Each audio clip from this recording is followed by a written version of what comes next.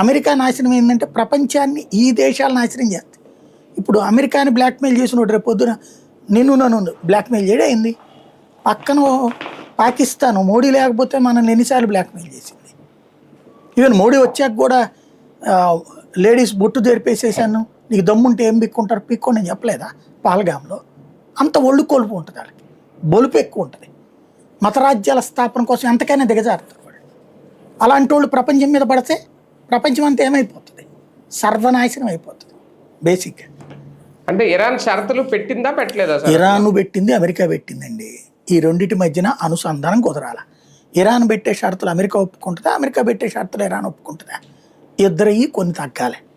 America చెప్పేది నువ్వు అణ్వాయుధాలు తయారు చేయనని చెప్పేసి చెప్పమంటుంది. అది చెప్పడానికి ఎప్పుడో రెడీలో ఉంది. అది ఇంతకుముందు అసలు ఒప్పందం మీద సంతకమే పెట్టింది అణ్వాయుధాలు తయారు చేయని, కానీ సైలెంట్గా చేసింది కదా. ఆ చేసిన యురేనియం అంతా నాకు ఇచ్చేయి అంటుంది. ఇక జీవితంలో అణ్వాయుధాలు తయారు చేయనని చెప్పు అంటుంది. అదేదో మిస్సైళ్ళు 2000 కిలోమీటర్లకు దాటి పెట్టనని చెప్పు అంటుంది. రాసిమంటే రాసిస్తుంది. అది అంతమించి ట్రంప్ ఏమైనా పీగుతాడు అక్కడ దాంట్లో ఇరాన్లో? పీకడానికి ఏం లేదు, అటు రాసిమంటే రాసిస్తాడు. హార్ముజ్ జలసంధి అది ఒక బ్లాక్మెయిలింగ్ పాయింట్ కింద పెట్టుకుంది.